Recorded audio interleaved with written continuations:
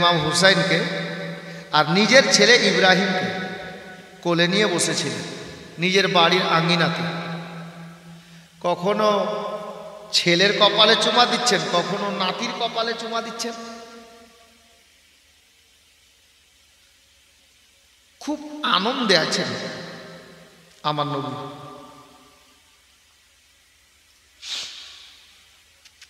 আল্লাহ পাক গায়েব থেকে জিবরিল আমিনকে ডাক দিলেন, জিবরিল। জিবরিল বলছেন, মাওলা আমি হাজির। এটা কাজ কর। আল্লাহ নির্দেশ দেন, বলে ওই দেখ মদিনাতে আমার প্রিয় হাবিবকে, আমার নবীকে, জান্নাতের দুটা ফুল আমার নবীর কোলে আছে। জান্নাতের দুটা ফুল আমার নবীর কোলে আছে। এক কাজ করো জিবরিল, যাও আমার বন্ধুকে গিয়ে বলো যে ইয়া রাসূলুল্লাহ, জান্নাতের দুটা ফুলকে নিয়ে আপনি আনন্দ উপভোগ করছেন, তো দুটাই আপনার কাছে না রেখে আল্লাহ পাক একটা নিজের কাছে ফিরিয়ে চাইছেন। একটা নিজের বেটা, একটা বেটির বেটা, একটা আপনি নিজের কাছে রাখেন আর একটা আল্লাহকে ফিরিয়ে দেন। জিবরিল আল্লাহর হুকুম পেলেন, নাজিল হয়ে গেলেন। আহা, আমার আল্লাহ হযরতে জিবরিল আমিনকে নির্দেশ দিলেন। জিবরিল দুনিয়াতে নাজিল হলেন মসজিদে নববী শরীফে। নবী পাকের নিকটে হাজিরি দিলেন, সালাম পেশ করলেন। হযরতে জিবরিল আমিনকে আমার মায়ার নবী বলছেন, জিবরিল সকাল সকাল তুমি আমার নিকটে কি উদ্দেশ্যে? জিবরিল বলেন, ইয়া রাসূলুল্লাহ, ইয়া হাবিবাল্লাহ, আমি নিজের ইচ্ছায় আসিনি, আল্লাহ পাঠিয়েছেন। কি খবর রে জিবরিল, বলো। বলে, নবী গো, আপনার কোলে দুটো জান্নাতি ফুল আছে, আপনি জান্নাতি ফুল দুটোকে নিয়ে আনন্দ করছেন। কখনো বেটার কপালে চুমা দিচ্ছেন, কখনো নাতির কপালে চুমা দিচ্ছেন। আল্লাহর পিয়ারা হাবিব গো, আল্লাহ বলে পাঠালেন দুইটি জান্নাতের ফুলের মধ্যে একটি জান্নাতের ফুল আল্লাহ নিজের কাছে ফিরিয়ে চাইলেন। হে বাবারা, ভাইরা, মা বোনেরা, হযরতে জিবরিল আমিন যখন এই কথা বলে দিলেন, বাবা আমার মায়ার নবী, দয়ার নবী সাল্লাল্লাহু তাআলা আলাইহি ওয়াসাল্লাম, উনি জিবরিল আমিনকে ডাক দিয়ে বললেন, জিবরিল রে, দুটা তো আমার নিজের বেটা নয়, একটা আমার নিজের বেটা আছে, একটা বেটির বেটা আছে, মানে একটা বেটা আছে, একটা নাতি আছে। হে জিবরিল, বলো তো আমি কোনটাকে দেব? আমার আল্লাহ কোনটা চেয়েছেন? হযরতে জিবরিল বলছেন, হুজুর এটা আমাকে বলেননি, আল্লাহ বলেছেন দুটার মধ্যে একটা চাই। তো জিবরিল আমিনকে আমার নবী বলছেন, জিবরিল আমি দিতে তো রাজি, কিন্তু কোনটা দিব? আল্লাহ কোনটা চাইলেন? বলে, আল্লাহ এটা বলেননি। আমার নবী বললেন, জিবরিল আল্লাহকে তুমি জিজ্ঞাসা করো। আমার নবী বললেন, জিবরিল রে, আল্লাহ পাক আমাকে যেটা দিতে বলবেন আমি সেটাই আল্লাহর দরবারে ফিরিয়ে দেব, এটা আল্লাহর আমানত। জি, হযরতে জিবরিল আমার আল্লাহ পাককে ডাক দিচ্ছেন কাতর স্বরে, মিষ্টি সুরে, আল্লাহ গো, আপনার হাবিবুল্লাহ পয়গম্বরের নিকটে আপনি আমাকে পাঠিয়েছেন, আমি নাজিল হয়েছি। আপনার হাবিবুল্লাহ পয়গম্বর জান্নাতের দুটা ফুলকে নিয়ে আনন্দে আনন্দিত হয়ে আছেন, তবে আপনি যখন একটা ফেরত চেয়েছেন আল্লাহ, আমি এসে বললাম আপনার হাবিবুল্লাহ পয়গম্বর একটা দিতে চাইলেন, কিন্তু জানতে চাইছেন জিবরিলের কাছে আপনি কোনটা জান্নাতের ফুলকে নিজের কাছে নেবেন, কোনটাকে ফেরত চাইছেন। ইয়া রাব্বাল আলামিন, আপনার পয়গম্বর আমি জিবরিলকে বলেছেন যে আপনি যেটা চাইবেন সেটাই ফিরিয়ে দেব। এ বাবারা, ভাইরা, নবীর মোহাব্বত কাকে বলে এটা কোনো মোল্লাকে জিজ্ঞাসা করার আগে আমার আল্লাহকে জিজ্ঞাসা করে নেন। আল্লাহ পাক কোরআনে বলছেন, মুহাম্মাদুর রাসূলুল্লাহ সাল্লাল্লাহু তাআলা আলাইহি ওয়াসাল্লাম। হে বাবারা, ভাইরা গো, হযরতে জিবরিল আমিন যখন এই কথা বলে দিলেন, ইয়া রাব্বাল আলামিন, আপনি যেটা চাইবেন সেটাই আপনাকে নবী আমার ফিরিয়ে দেবেন। আমার আল্লাহ উত্তরে কি বলছেন ফিরিয়ে জানেন? গায়েব থেকে আওয়াজ দান করে দিলেন, হে জিবরিল, তুমি জানো রে আমি আল্লাহ সারা কায়নাতকে সৃষ্টি করেছি, জমিন ও আসমান বানিয়েছি। জিবরিল শোনো, আমি আমার প্রিয় নবীকে তৈরি না করলে কিছুই তৈরি করতাম না, নবীকে না সৃষ্টি করলে দুনিয়া সৃষ্টি করতাম না। হে জিবরিল শোনো, আমি আল্লাহ তোমাকে নির্দেশ দিলাম, যাও আমার নবীকে গিয়ে বলো আমার নবী আমাকে যেটা ফিরিয়ে দেবে আমি আল্লাহ সেটাই কবুল করে নেব। নবী বলছেন আল্লাহ যেটা চাইবে আমি ওটাই দেব, আর জিবরিলকে আল্লাহ বলে পাঠালেন আমার নবী যেটা দিবেন আমি আল্লাহ ওটা কবুল করে নেব। কি প্রেম মোহাব্বত! এটা প্রেম মোহাব্বত বুঝার জন্য, কিন্তু আসলে এটা প্রেম আর মোহাব্বত নয়, এর নাম হলো ইশক। এর নাম হলো ইশক। প্রেম, ভালোবাসা, মোহাব্বত, এর উপরের সিঁড়ির নাম হলো ইশক। জি, কেউ কাউকে যদি ইশক করে নেয় তাহলে তার গলা কেটে দিবেন, তবুও ওকে ও বলবেন, এর নাম হলো ইশক। প্রেম শুধু নয়, প্রেম মাওলানা ওয়াসিম যদি আমাকে ভালোবাসে, আমাকে প্রেম করে, মোহাব্বত করে, সম্ভব আছে ও মাওলানা আমাকে ভুলে যেতে পারে, আমিও ওনাকে ভুলে যেতে পারি। কিন্তু যদি ইশক হয়ে যায়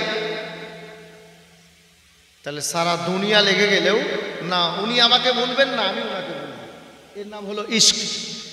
তো আল্লাহ তাবারাক ওয়া তাআলা বলে পাঠালেন, শুনেছেন যিনারা উমরা করেছেন বা হজ করেছেন, হাজী সাহেব দেখে এসছেন। কি দেখে এসছেন?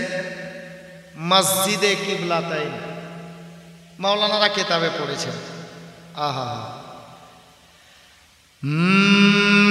কে মুস্তাফা মুস্তাফা মুস্তাফা মুস্তাফা মুস্তাফা মুস্তাফা अपने महबूब से एक खुदा ने कहा। অনেক বড় শের, আমি এই ঘটনাতে মিলানোর জন্য একটাই, যদিও উর্দু হয়তো কম বুঝবেন। अपने महबूब से एक खुदा ने कहा आसमां की तरफ देखना यूं तेरा।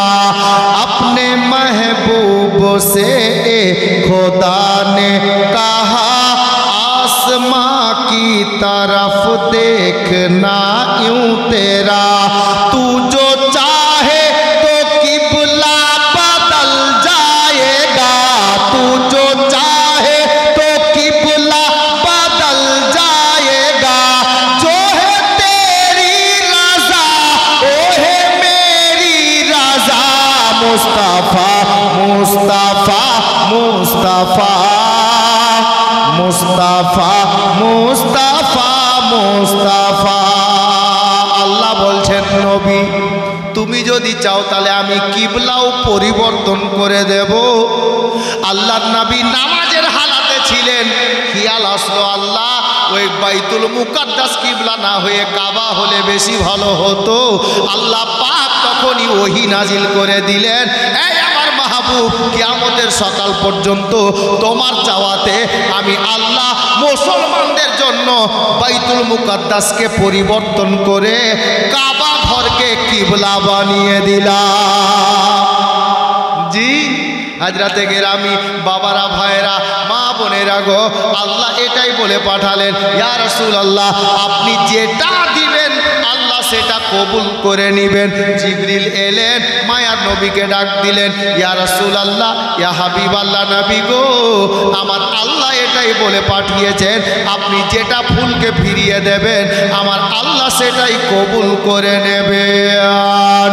হে বাবারা ভাইরা মা বোনেরা গো, হযরতে নবী পাক সাল্লাল্লাহু তাআলা আলাইহি ওয়াসাল্লাম এবার চিন্তায় পড়ে গেলেন। কি চিন্তায় পড়লেন মা বোনেরা দেখেন। আল্লাহর নবী চিন্তা করলেন, আল্লাহ আমি যদি নিজের বেটাকে ফিরিয়ে দিই, আল্লাহকে ফিরিয়ে দিয়ে দিই, তাহলে আমি নবী কাঁদব, আমার বিবি কাঁদবে, বাস কিছু সাহাবী কাঁদবে, আমি সবুর করে নিব। কিন্তু যদি বেটির বেটাকে ফিরিয়ে দিই, এখানে দুটা কারণ আছে। নবী চিন্তা করছেন যদি নিজের বেটির বেটা মানে নাতিকে ফিরিয়ে দিই, হুসাইনকে আল্লাহকে ফিরিয়ে দিয়ে দিই, তাহলে 1 নম্বর কারণ আমি নবী কাঁদব, আমার বিবিরা কাঁদবে, সাহাবিরা কাঁদবে, হুর গেলেমান কাঁদবে, জমিন ও আসমান কাঁদবে, আল্লাহর ফারিস্তারা কাঁদবে। আর আমি নবী চিন্তা করছি এরা যারা কাঁদবে কাঁদবে গো, আমার জান্নাত রানী ফাতেমা, মা ফাতেমা আমার বেটি কাঁদবে, এ ফাতেমার মা জগতে বেঁচে না।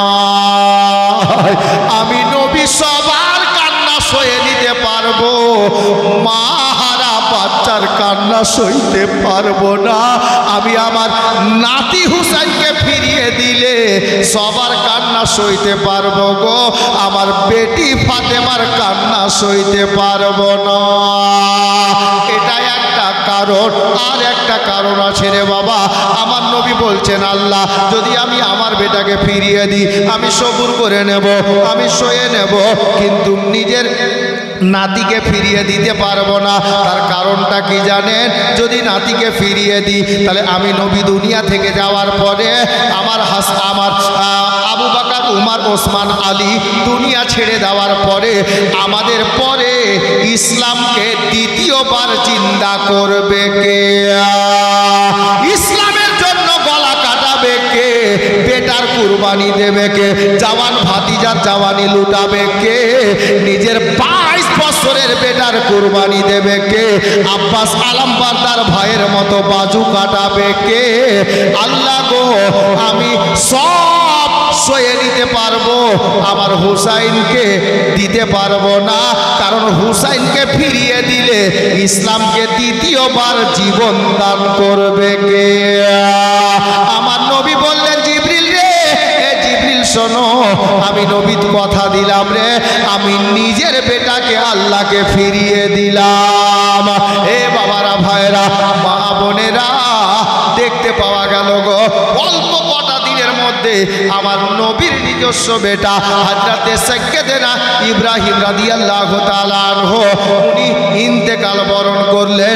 সবাই পড়ি ইন্না লিল্লাহি ওয়া ইন্না ইলাইহি রাজিউন। হে বেরাদার, এই জন্যই তো বাংলাদেশের কবিটা লিখেছিলেন কি জানেন? দয়ার নবী প্রেমের ছবি আর আসবে না জগতে, আমার দয়ার নবী প্রেমের ছবি আর আসবে না জগতে।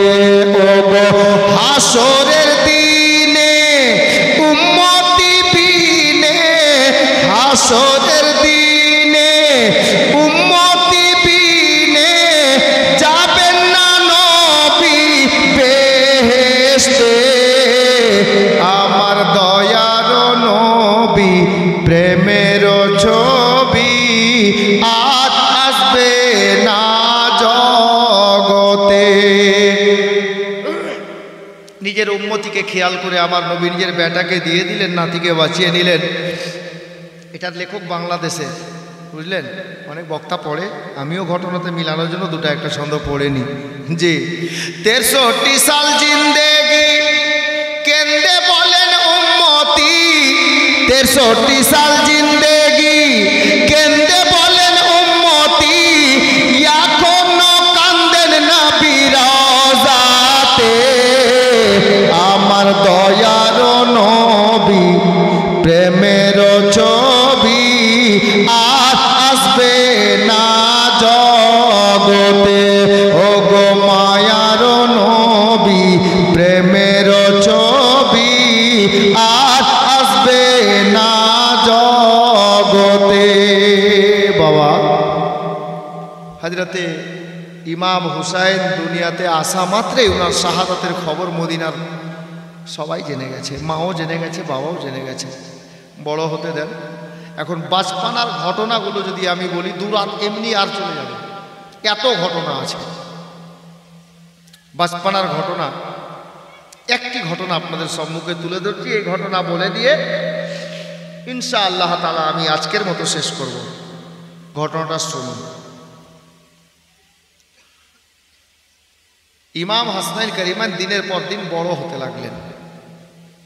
আচ্ছা, একটা প্রশ্নের উত্তর বাকি আছে মৌলানা, না কি বাকি ছিল ভাই? আচ্ছা আচ্ছা, 32টা ছেলে মেয়ের মধ্যে কটা ছেলে আর কটা মেয়ে দিয়েছে 500 টাকা? এদিক থেকে এদিক থেকে দেয়নি? ও যেটা ওটা আগে, ওটা আগে না, হবে না, বলা যাবে না, আসেনি, আমি খবর নিলাম। জি, আমি কিন্তু আর চাইবো না, যদি উত্তর নিতে হয় তাহলে একজনকে দিতে হবে, ছেলে হোক মেয়ে হোক, কেউ একজন দেবেন, তাহলে উত্তর দিয়ে দেবো কটা ছেলে কটা মেয়ে। এটা মনে রাখিয়েন, যখন দিবেন মৌলানা কেউ দিয়ে দিবেন, আপনি আমার কানে বলে দিবেন যে হ্যাঁ আচ্ছা দিয়ে দিয়েছে, আমি উত্তর সঙ্গে সঙ্গে বলে দেবো ইনশাআল্লাহ। তো ইমাম হাসানাইন কারিমান ধীরে ধীরে বড় হলেন, বুঝলেন। একদিন মদিনার সরজমিন, মাওলা আলী বাড়িতে ছিলেন না, মা ফাতেমার স্বামী বাড়িতে ছিলেন না। খালা শুনেন, এখানে এই ঘটনাটাতে কয়েকটা শিক্ষা আছে, নেওয়া যায়। যেমন বাবা মার হক, ইনসাফ। আমাদের মধ্যে কিছু লোক আছে, চাচা মাপ চাইছি, যদি কেউ এখানে থাকেন ক্ষমার দৃষ্টিতে তাকাবেন, মানে আপনাকে লাগতে পারে, যদি থাকেন তো, নেই তো আলহামদুলিল্লাহ। একটা লোকের 3টা ছেলে, বুঝলেন, ওর 10 বিঘা জমি, তো কি করলো জানেন, 2টা ছেলেকে দিল 4 বিঘা করে, আর একটা ছেলেকে 2 বিঘা। এটা ইনসাফ? ওইটা ছেলে আপনার, যাকে 2 বিঘা দিলেন ওটা ছেলে আপনার না? না সন্দেহ আছে যে এটা আমার ছেলে না? কোনটা? শরীয়তে এটা হুকুম দেয়নি, জিজ্ঞেস করবেন মাওলানাদেরকে।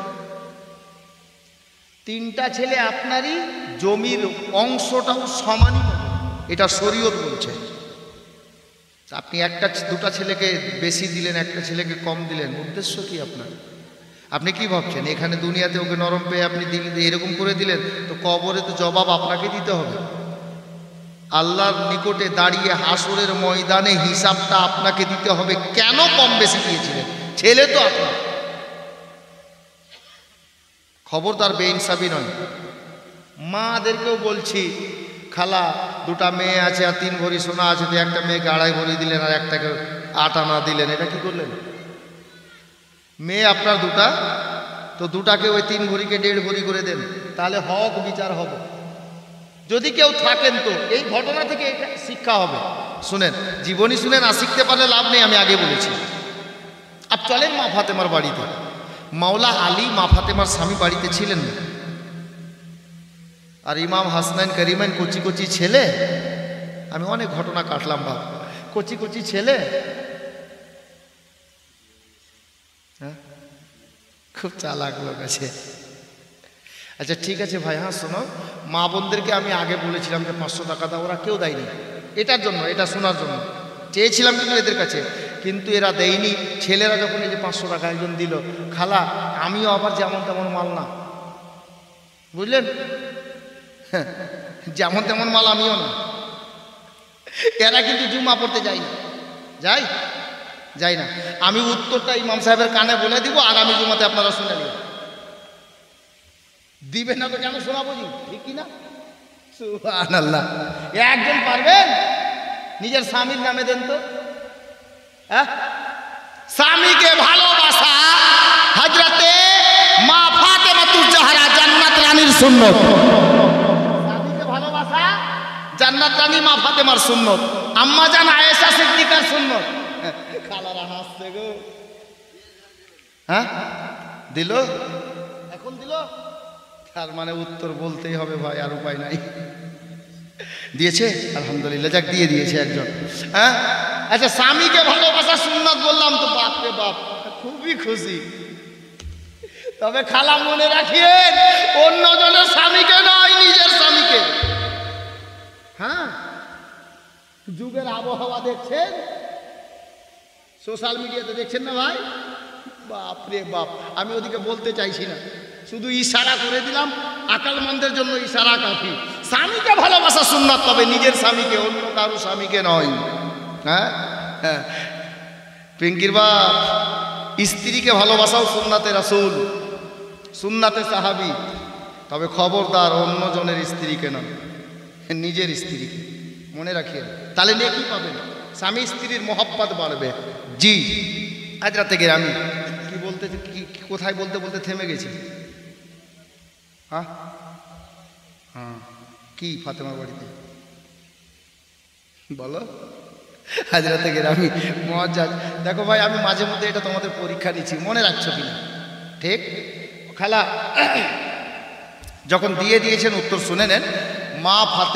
মাওলা আলীর মোট ছেলে মেয়ে 32 জন, ঠিক 15 জন ছেলে, বাকি বলতে হবে। তাহলে মেয়ে কটা? হ্যাঁ ধন্যবাদ। 15টা ছেলে 17টা মেয়ে, এটা স্পষ্ট খুতবাতে মুহাররমে লেখা আছে। টোটাল 32, তার মধ্যে 15 ছেলে আর 17টা মেয়ে। ইনশাআল্লাহ উত্তর পেয়ে গেছেন। আব আগে বাড়ছি। মা ফাতেমার স্বামী বাড়িতে নেই, বাড়ির বাইরে কোথাও আছেন। ফাতেমা বাড়িতে আছেন, বাড়ির কাজ কামে মগ্ন আছেন। ইমাম হাসান হোসেন ছোট ছোট দুটো ছেলে কি মুড হলো, ঘুরতে ঘুরতে বাড়িতে এসে বলছে ভাই, হাসান আর হোসেন বলছেন ভাই চলো বাড়ির মধ্যে যাই, আজকে আমরা হাতের লেখা লিখি। তক্তি, কেতাবে লেখা আছে তক্তি।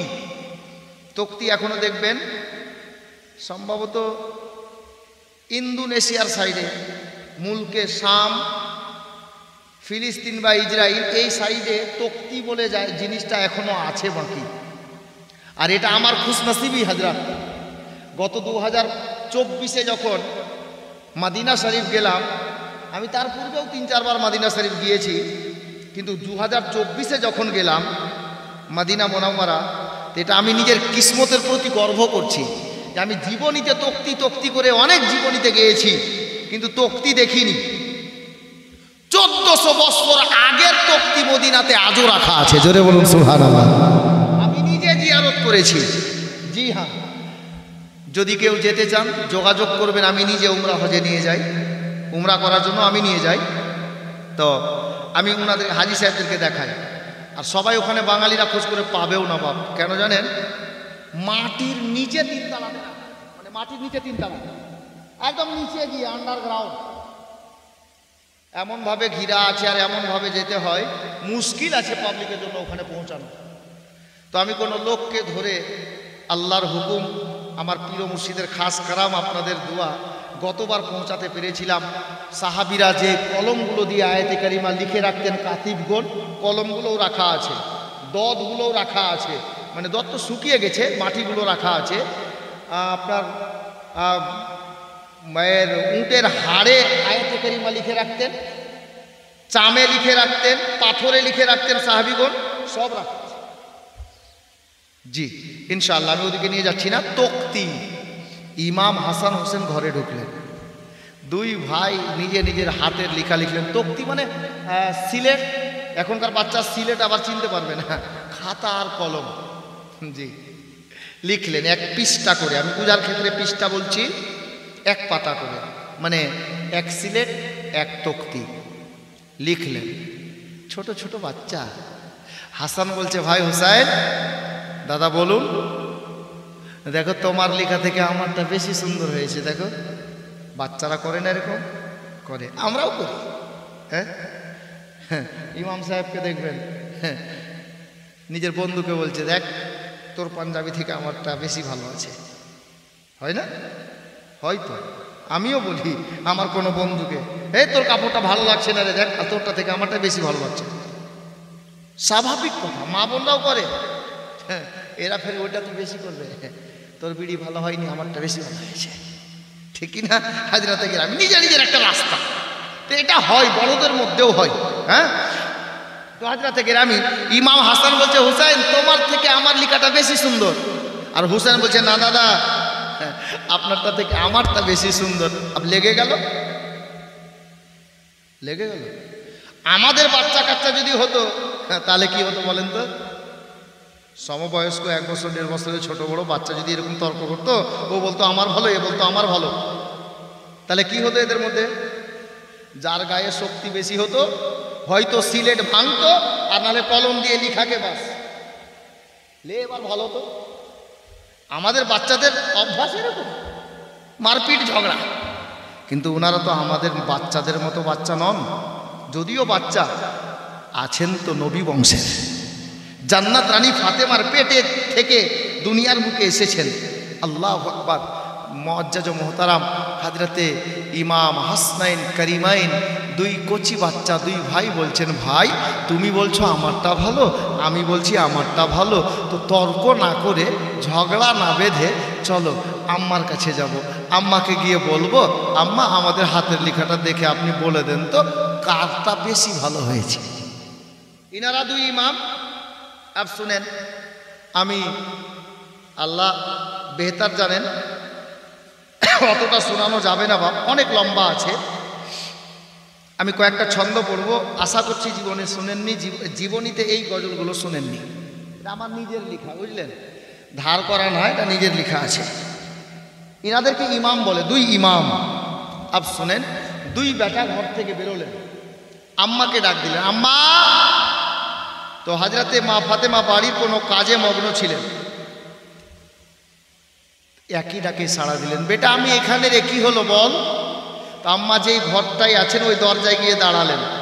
মা ফাতেমা কাজ করছেন, ওই পিঙ্কির মা বস,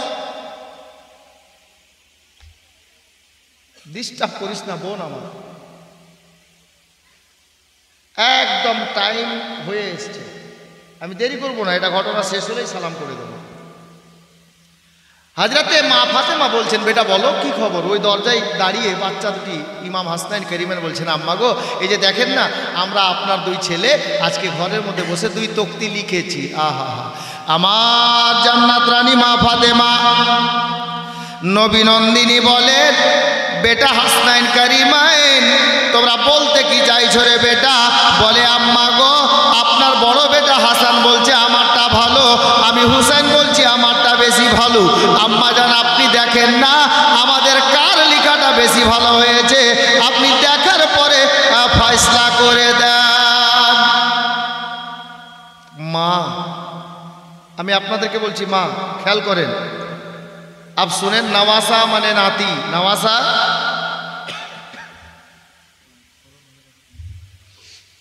নওয়াসা মানে নাতি। আব শের দেখেন,